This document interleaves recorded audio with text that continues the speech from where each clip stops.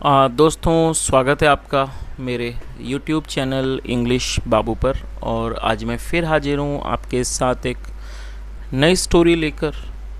और दोस्तों, आज जो स्टोरी मैं आपके लिए लाया हूँ ये एक मॉरल स्टोरी है। बहुत ही सुंदर, बहुत ही मनोरंजन से भरपूर कहानी है। सुनकर आपको बहुत मज़ा आएगा। उसके अलावा इस स्टोरी में आपको कुछ नए इंग्लिश के वर्ड मीनिंग सीखने को मिलेंगे, उनकी करेक्ट प्रोनाउंसिएशन के बारे में पता चलेगा। और हमेशा की तरह जो इसका ग्रामर का पार्ट है उसे बिल्कुल डिटेल में कवर करेंगे, तो एक एक स्ट्रक्चर को आप बहुत आसानी से सीख पाएंगे। तो चलिए दोस्तों, आज की इस कहानी को हम शुरू करते हैं। और सबसे पहले कहानी का टाइटल देखते हैं। कहानी का टाइटल है the demon of the lake. क्या मतलब हुआ दोस्तों? डेमन का मतलब होता है राक्षस, दानव, असुर को डेमन कहा जाता है। और लेक का मतलब होता है झील। तो क्या अर्थ हुआ? The demon of the lake मतलब कि झील का दानव। तो दोस्तों, ये आज की इस कहानी का टाइटल है, शीर्षक है। और अब मैं इसे पढ़ना शुरू करता हूँ।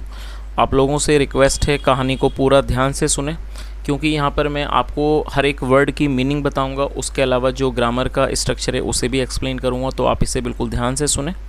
यदि आपको कोई नया वर्ड मिले तो आप उसे ज़रूर नोट करें। और उसके अलावा यदि आपको आज की वीडियो अच्छी लगे तो आप इसे लाइक भी ज़रूर करें। तो चलिए इसको शुरू करते हैं। Once in a forest there was a huge lake. क्या मतलब हुआ दोस्तों? ये जो हमारा वाक्य है ये सिंपल पास्ट का वाक्य है। और जब हम सिंपल पास्ट में कोई भी वाक्य बनाते हैं तो वहाँ वॉज या वर का प्रयोग किया जाता है हेल्पिंग ऑफ के रूप में। साथ में कोई भी नाउन या फिर एडजेक्टिव को लेकर वाक्य बनाया जाता है। और आपको ये चीज़ याद रखनी है कि सिंपल प्रेजेंट या फिर सिंपल पास्ट में कभी भी वर्ब का प्रयोग नहीं किया जाता है। और ह्यूज का मतलब होता है बड़ा, विशाल, जो कि एक एडजेक्टिव है। तो क्या अर्थ हुआ? वंस एक बार, इन अ फॉरेस्ट एक जंगल में, there was a huge lake एक बहुत बड़ी या कह सकते हैं एक विशाल झील थी। तो पूरी लाइन का क्या अर्थ हुआ कि एक बार एक जंगल में एक बहुत विशाल या कह सकते हैं एक बड़ी झील थी। A demon lived in this lake. और दोस्तों, ये जो हमारा वाक्य है ये पास्ट इंडेफिनिट का अफर्मेटिव वाक्य है। और जब हम पास्ट इंडेफिनिट में कोई भी अफर्मेटिव का वाक्य बनाते हैं तो वहाँ वर्ब की सेकंड फॉर्म का प्रयोग किया जाता है। लिव, LIVE, लिव का मतलब होता है रहना, किसी स्थान पर निवास करना। और सेकंड फॉर्म है लिव्ड। तो क्या अर्थ हुआ? A demon lived in this lake मतलब दिस लेक मतलब ये झील, मतलब या इस झील में एक दानव रहता था। In the same forest lived a big group of monkeys. क्या अर्थ हुआ? और ये भी हमारा पास्ट का अफर्मेटिव वाक्य है जहाँ सेकंड फॉर्म का प्रयोग किया गया है। इन द सेम फॉरेस्ट मतलब उसी जंगल में एक बड़ा बंदरों का एक समूह, ग्रुप मतलब समूह, एक समूह रहता था। चलिए आगे देखिए। One day the king of the monkeys called them and said. क्या अर्थ हुआ दोस्तों? दैम का प्रयोग यहाँ पर ऑब्जेक्ट में किया गया है। दैम का प्रयोग जब किया जाता है जब ऑब्जेक्ट में एक से ज़्यादा व्यक्ति होते हैं तो वहाँ पर दैम का प्रयोग किया जाता है। और जैसा यहाँ पर आप देख रहे हैं कि यहाँ पर एक से ज़्यादा बंदरों के बारे में बात हो रही है, तो यहाँ दैम का प्रयोग किया गया। और दैम यहाँ पर ऑब्जेक्ट है। और ऑब्जेक्ट का मतलब होता है ऐसा कोई भी शब्द जो किसी सब्जेक्ट के द्वारा किए गए काम को सहन करे, उसे ऑब्जेक्ट कहा जाता है। तो इस लाइन का क्या अर्थ हुआ? और ये भी हमारा पास्ट का अफर्मेटिव वाक्य है। कॉल मतलब बुलाना, सेकंड में कॉल्ड। वन डे एक दिन, the king of the monkeys मतलब कि बंदरों के राजा ने, कॉल्ड दैम एंड सेड उन्हें बुलाया और कहा, I have called you to warn you that you must never drink the water of the lake. क्या अर्थ हुआ दोस्तों? ये जो हमारा वाक्य है आई हैव कॉल्ड यू, ये हमारा प्रेजेंट परफेक्ट का वाक्य है। प्रेजेंट परफेक्ट का मतलब होता है जब हम वर्तमान में ऐसा वाक्य बनाते हैं जहाँ पर किसी क्रिया का पूरा होना पाया जाता है।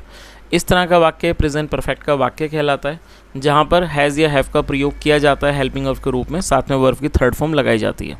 और आप इस चीज़ को भी नोट कर सकते हैं, यदि हमारा सब्जेक्ट आई, वी, यू, दे या फिर प्लूरल नाउन होगा तो उसके साथ हैव का प्रयोग किया जाएगा। यदि हमारा सब्जेक्ट ही, शी, इट या फिर सिंगुलर नाउन होगा तो हैज़ का प्रयोग किया जाएगा। तो यहाँ पर रूल के हिसाब से आई के साथ हैव का प्रयोग किया गया है, साथ में थर्ड फॉर्म लगाई गई है। तो क्या अर्थ हुआ? और दोस्तों, वॉर्न का मतलब होता है चेतावनी देना, आप इसे नोट कर सकते हैं। आई हैव कॉल्ड यू, मैंने आपको बुलाया है। टू वॉर्न यू, आपको चेतावनी देने के लिए, आपको चेताने के लिए बुलाया है दैट कि you must never drink the water of the lake, आपको अवश्य ही कभी भी झील का पानी नहीं पीना चाहिए, drink the water of the lake. The demon living there is very ferocious. और दोस्तों ये जो वाक्य है यहाँ पर एडजेक्टिव का प्रयोग किया गया है, और फेरोशियस का मतलब होता है क्रूर, निर्दयी, उसे फेरोशियस किया जाता है। और दोस्तों अच्छा वर्ड है, शायद आपके लिए नया वर्ड हो सकता है, तो आप इसे नोट कर लीजिए। तो क्या अर्थ हुआ, द डेमन लिविंग देयर, मतलब जो डेमन है, दानव है, लिविंग देयर जो वहाँ रह रहा है, इज़ वेरी फेरोशियस, वो बहुत क्रूर है। ही विल ईट यू, वह आपको खा जाएगा।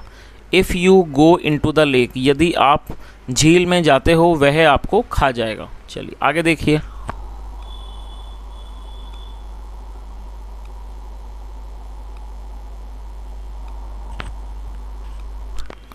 All the monkeys obeyed their leader. और दोस्तों ये भी हमारा पास्ट का अफर्मेटिव वाक्य है, और आप इस सेकंड फॉर्म को नोट कर सकते हैं। ओबे का मतलब होता है बात मानना, किसी आज्ञा का पालन करना, उसे OBEY ओबे कहा जाता है, और सेकंड फॉर्म है ओबेड। तो आप इसे नोट कर लीजिए, साथ में मीनिंग को भी नोट कीजिए। ओबे मतलब बात मानना, आज्ञा का पालन करना। तो क्या अर्थ हुआ, और देयर मतलब अपने। All the monkeys obeyed their leader मतलब सारे बंदरों ने अपने नेता की बात मानी, या कह सकते हैं नेता की आज्ञा का पालन किया। फॉर मैनी ईयर्स, कई सालों तक। दे लिव्ड देयर, वे वहाँ रहे। Without going near the lake, बिना झील के पास गए वो वहाँ कई सालों तक रहे। देन फिर, आ ईयर केम, फिर एक साल आया, व्हेन जब, there was a severe drought. दोस्तों सीवियर ड्रॉट का अर्थ होता है भयंकर सूखा। तो क्या अर्थ हुआ, फिर एक साल आया जब वहाँ एक भयंकर सूखा पड़ा। The river started drying up, और ड्राई मतलब सूखना, the river started drying up, जो नदी थी वो सूखने लगी। All the animals started fleeing the place. और दोस्तों फ्ली का मतलब मीनिंग को आप नोट कर सकते हैं, FLEE, फ्ली फर्स्ट फॉर्म है, फ्लीइंग फोर्थ फॉर्म है। फ्ली का अर्थ होता है कहीं से भाग जाना, छोड़ देना की जगह को फ्ली कहा जाता है। All the animals started fleeing the place मतलब सभी जानवर, सभी पशु उस स्थान को छोड़ने लगे। चलिए आगे देखिए।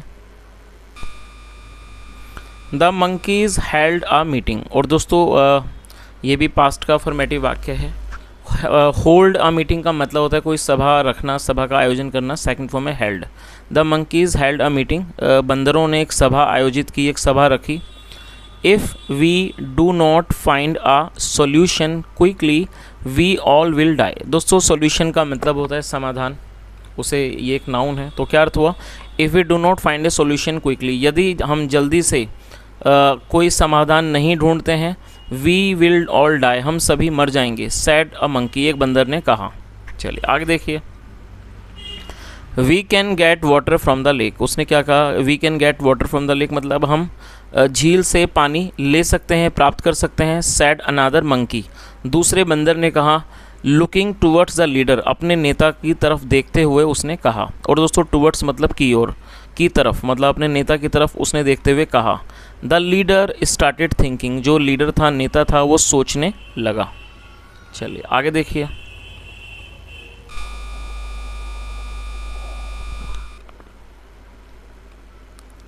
Let's all go to the lake, क्या मतलब हुआ, let's all go to the lake, चलो आओ हम सब झील पर चलें। एंड सी, और देखें, इफ़ यदि, the demon would allow us, allow का मतलब होता है अनुमति देना, कि क्या वो जो डेमन है, दानव है, वो हमें अनुमति देगा। टू टेक द वाटर, पानी लेने की अनुमति देगा। ही सेड, उसने कहा। आगे देखिए। They all went to the lake and called the demon, क्या अर्थ हुआ। दोस्तों ये भी हमारा पास्ट का अफर्मेटिव वाक्य है, और ये सेकंड फॉर्म में वेंट, गो की सेकंड फॉर्म वेंट। और दोस्तों दे का मतलब होता है वे या फिर वे लोग, जब सब्जेक्ट में एक से ज़्यादा व्यक्ति शामिल होते हैं तो दे का प्रयोग किया जाता है सब्जेक्ट के रूप में, जिसका अर्थ होता है वे या फिर वे लोग। और ऑल मतलब सब या सभी। दे ऑल मतलब कि वे सभी। They all went to the lake, वे सभी झील पर गए। एंड कॉल्ड द डेमन, और उन्होंने दानव को बुलाया। आगे देखिए। सून, सून का मतलब था जल्दी, जल्दी ही। The demon emerge from the lake, और दोस्तों इमर्ज का मतलब था उभरना। नज़र आना, सामने आना, उसे इमर्ज कहा जाता है, निकलने को भी इमर्ज कहते हैं। तो क्या अर्थ हुआ, soon the demon emerge from the lake, मतलब जल्दी ही जो डेमन था, दानव था, वो झील से निकला। ही लुक्ड वेरी फेरोशियस, और वो बहुत ही ज़्यादा खतरनाक या कह सकते हैं बहुत ज़्यादा क्रूर, निर्दयी दिख रहा था। चलिए आगे देखिए।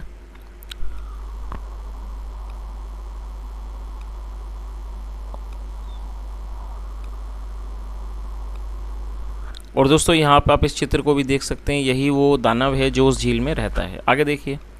What do you want, he asked in a voice like thunder. क्या अर्थ हुआ। और दोस्तों ये जो हमारा वाक्य है ये प्रेजेंट इंडेफिनिट का इंट्रोगेटिव सेंटेंस है। और जब हम प्रेजेंट इंडेफिनिट में कोई भी इंट्रोगेटिव का वाक्य बनाते हैं तो वहाँ पर डू या डज का प्रयोग हेल्पिंग वर्ब के रूप में किया जाता है, जैसा यहाँ किया गया। उसके बाद सब्जेक्ट लगाया जाता है, फिर वर्ब की फर्स्ट फॉर्म। और यदि आप उसमें एक इंट्रोगेटिव वर्ड को भी जोड़ना चाहते हैं तो उसे सबसे पहले मेंशन किया जाता है। और व्हाट का मतलब होता है क्या। तो इस पूरी लाइन का क्या अर्थ हुआ, व्हाट डू यू वांट, आप क्या चाहते हो। ही आस्क्ड, उसने पूछा। इन ए वॉइस लाइक थंडर, एक गरजने की, मतलब एक थंडर का मतलब होता है गरजना वगैरह, उसे थंडर कहा जाता है। एक गर्जन वाली आवाज़ में उसने पूछा कि आप क्या चाहते हो। चलिए आगे देखिए। We want to have some water. और दोस्तों हैव का मतलब होता है प्राप्त करना, लेना, खाने को भी हैव कहा जाता है। तो इस पूरी लाइन का क्या अर्थ हुआ, we want to have some water, हम थोड़ा पानी लेना चाहते हैं, हम थोड़ा पानी पीना चाहते हैं। Replied the leader of the monkeys, बंदरों के जो नेता थे, जो लीडर था, उसने जवाब दिया। चलिए आगे देखिए। नो, नहीं। You can not have it, तुम उसे नहीं ले सकते। If you enter the lake, यदि तुम झील में प्रवेश करते हो। I will eat you all, मैं तुम सबको खा जाऊंगा। सो, इसलिए।